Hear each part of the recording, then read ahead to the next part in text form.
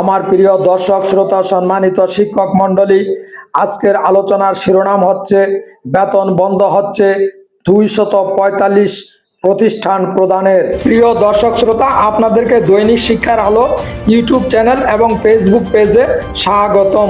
প্রিয় দর্শক শ্রোতা সম্মানিত শিক্ষক মণ্ডলী, ষষ্ঠ গণবিজ্ঞপ্তিতে ভুল চাহিদা দিয়েছেন 245টি শিক্ষা প্রতিষ্ঠান প্রদান। ভুল চাহিদা দেওয়া এসব প্রতিষ্ঠান প্রদানের বিরুদ্ধে ব্যবস্থা নেওয়ার সুপারিশ করেছে বেসরকারি শিক্ষক নিবন্ধন ও প্রত্যয়ন কর্তৃপক্ষ NTRCA। NTRC এর সুপারিশ অনুযায়ী ভুল চাহিদা দেওয়া এসব প্রধান শিক্ষকের সর্বোচ্চ 3 মাসের এমপিও স্থগিত করা হতে পারে। সম্মানিত শিক্ষক মণ্ডলী, মাধ্যমিক ও উচ্চ শিক্ষা অধিদপ্তরের মাউসি একটি সূত্র জানিয়েছে, বারবার নির্দেশনা দেওয়ার পরও প্রতিষ্ঠান প্রধানরা সঠিকভাবে শূন্য পদের তথ্য সাবমিট করেননি।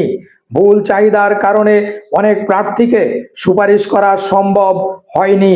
তাদের ভুলের কারণে সংশ্লিষ্ট সকলকে অনেক বিড়ম্বনায় পড়তে হয়েছে। এর দায়ভার প্রতিষ্ঠান প্রধানদেরই বহন করতে হবে।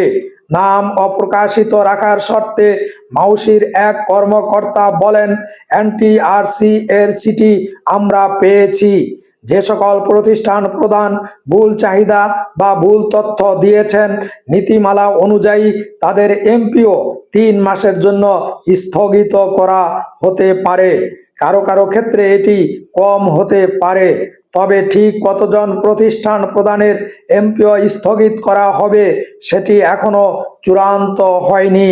প্রিয় দর্শক শ্রোতা সম্মানিত শিক্ষক মণ্ডলী, এর আগে এক বিজ্ঞপ্তিতে NTRCA জানায় 401টি শূন্য পদের জন্য বেসরকারি শিক্ষক নিবন্ধন ও প্রত্যয়ন কর্তৃপক্ষকে ভুল তথ্য দিয়েছেন 245টি শিক্ষা প্রতিষ্ঠানের প্রধান ও গভর্নিং বডির সদস্যরা।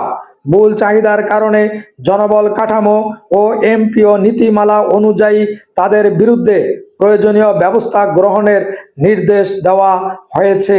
প্রিয় দর্শক শ্রোতা সম্মানিত শিক্ষক মণ্ডলী, চিঠিতে বলা হয়েছে, NTRCA কর্তৃক ষষ্ঠ নিয়োগ সুপারিশের বিজ্ঞপ্তি প্রচারের পূর্বে বিভিন্ন বেসরকারি শিক্ষা প্রতিষ্ঠান থেকে NT লেভেলের শিক্ষকের শূন্য পদের চাহিদা অনলাইনে সংগ্রহ করা হয়। 3 নং সূত্রে উল্লিখিত পরিপত্রের 4.0 নম্বর অনুচ্ছেদের পরিপ্রেক্ষিতে ই রিকুইজিশনে উল্লেখিত শূন্য পদের প্রাপ্যতা সর্বশেষ জনবল কাঠামো ও এমপিও নীতিমালা অনুযায়ী সঠিক আছে কিনা তা মাধ্যমিক ও উচ্চ শিক্ষা অধিদপ্তর কর্তৃক অধিকতর যাচাইয়ের লক্ষ্যে শূন্য পদের তালিকা সহ গত 7 এপ্রিল চিঠি পাঠানো হয়। প্রিয় দর্শক শ্রোতা, এই ছিল আমাদের আজকের পরিবেশনা।